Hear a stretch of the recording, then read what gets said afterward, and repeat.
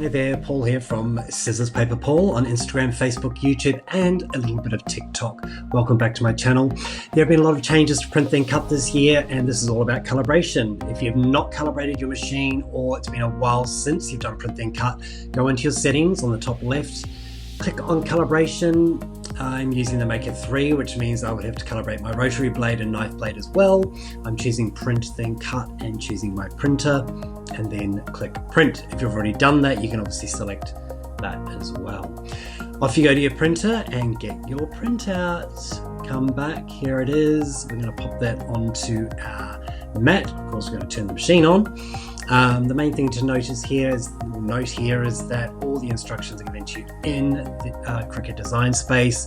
Super easy to follow. Just make sure you read and don't jump ahead. What I'd also suggest as well is definitely take the time here when we come to I will take the cover off our mat and then pop the printout there. Do take the time to really square up that top left and left side of the page. Whether it's this for the calibration or whether you're doing Print Then Cut, I always just go, take a little bit of extra attention to that. Click next on our settings, and we are off, and we're going to take us to where we select the machine. It knows it's a Cricut Maker 3, but we might have more than one. So just from the drop down, we will choose a machine. I only have the one Cricut Maker 3, so that's super easy for me. It's going to connect via Bluetooth, and tells us that we need the fine point blade and to click the load button. If you are new to Cricut, here's a little tip for you. A little bit of pressure on the bottom there, just curl the mat with your thumb or hand, and when you click load, it will load perfectly every time.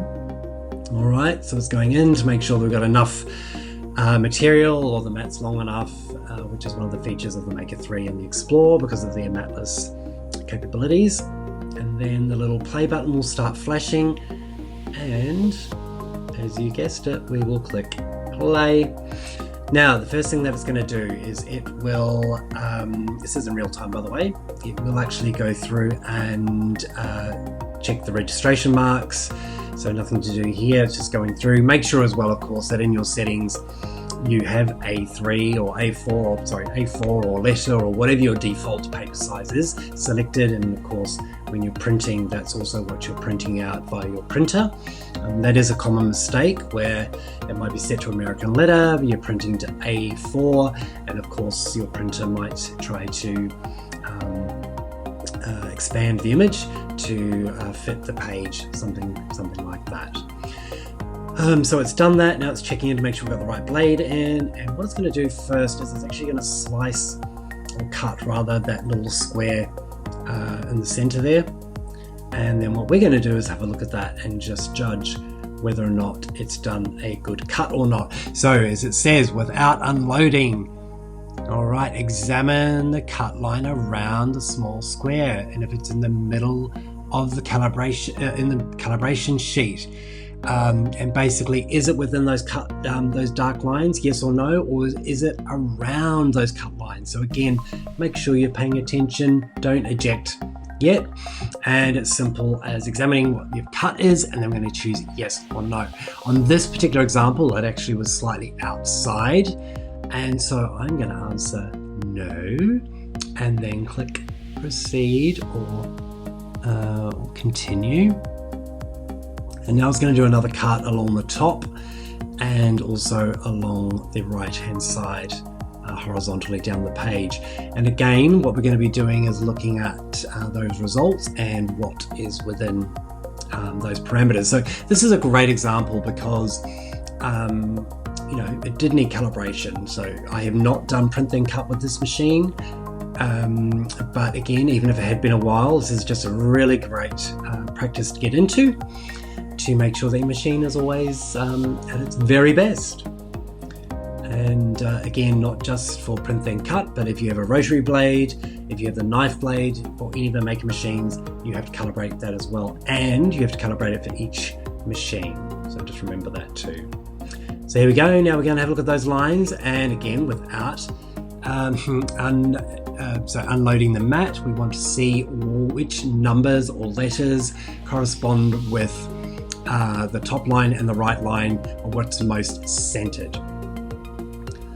Okay, so looking at mine, I think I went for number 13, but as you see here, I select the wrong one. That's fine, doesn't matter. You can just go through and correct that. So I did wrong one a couple of times here, so we'll grab 13. And then I think M for the cross as well. So we'll select that from the right line, and then again we'll click continue. What it's going to do now is it will tell us that the calibration basic calibration has been completed, and that we need to basically go through this process again just to confirm that everything has been done. So we're off to start that again with our settings, printing out another sheet. Again, take the time, get the left hand side and that top line nicely lined up, and once again I'm going to load our mat. Again, light pressure, curl that up and load perfectly every time. And then we're going to go through to our settings, and we'll get everything ticking off. Now this is sped up 5 times faster than it normally would because you've already seen it once before. Don't want to bore you to tears. So that is going through and doing what it needs to do. And then of course we go through the same process. So without unloading, how has it gone in terms of cutting? And yummy, delicious, love it, perfect. So yes, it is cut within the lines. It will also do the horizontal and the vertical lines as well, because again, just making sure that everything is tickety-boo. And then we will also pop in which ones were centered, so again, not without unloading, and just to make sure that everything is correct. So on our top line, I think it was 12, I want to say, and on our bottom line, I think we went for I from memory. Yep, and put those in, and we are done ski. So it will now go back and cut the larger square. So now we just want to make sure that basically that cuts effectively. Again, this is going to be 5 times faster.